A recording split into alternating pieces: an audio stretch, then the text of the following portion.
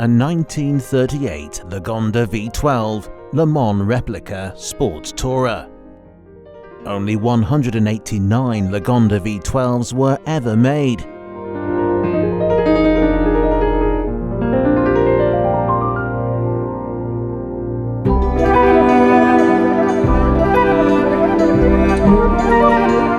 Chassis number 14026 was originally a saloon car. It was restored and professionally created to Le Mans Specification.